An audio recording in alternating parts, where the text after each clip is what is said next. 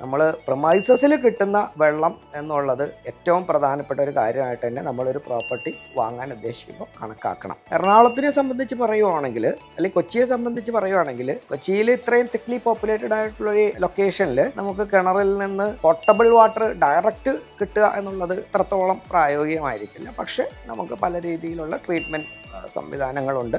Water treatment പ്ലാന്റുകൾ ഉപയോഗിക്കാം, അല്ലെങ്കിൽ അതിൻ്റെ ക്ലോറിനേഷൻ പമ്പുകൾ ഉപയോഗിക്കാം, അല്ലെങ്കിൽ RO പ്ലാന്റുകൾ പോലെയുള്ള സംവിധാനങ്ങൾ ഉപയോഗിക്കാം. ഇത് നമ്മുടെ ആവശ്യം അനുസരിച്ച് ഇതിൽ ഏതാണോ വേണ്ടത് എന്നുള്ളത് നമുക്കൊരു ടെസ്റ്റ് റിപ്പോർട്ടിൻ്റെ അടിസ്ഥാനത്തിൽ കൂടി നോക്കിയിട്ട് ചെയ്യാവുന്നതാണ്. അതെല്ലാം ഒരു വൺ ടൈം ഇൻവെസ്റ്റ്മെൻറ്റ് മാത്രമാണ്. കാക്കനാടേക്ക് നോക്കുകയാണെന്നുണ്ടെങ്കിൽ അവിടെ കുറച്ചും കൂടി വെള്ളത്തിൻ്റെ ക്വാളിറ്റി കൂടുതലായിട്ടാണ് കാണുന്നത്. ഇത്രത്തോളം തിക്ലി പോപ്പുലേറ്റഡ് അല്ല. പിന്നെ മാത്രമല്ല കുറേയൊക്കെ ലാട്രൈറ്റ് ആണ്. അപ്പോൾ കുറച്ച് ഡെപ്തിലേക്ക് പോകേണ്ടി വരും വെള്ളം കിട്ടാനായിട്ട്.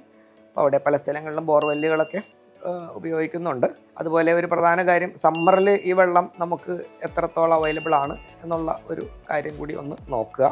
കാരണം എപ്പോഴും വെള്ളത്തിൻ്റെ സ്കേഴ്സിറ്റി നമ്മൾ ഫേസ് ചെയ്യേണ്ടി വരുന്നത് സമ്മർ സീസണിലാണല്ലോ.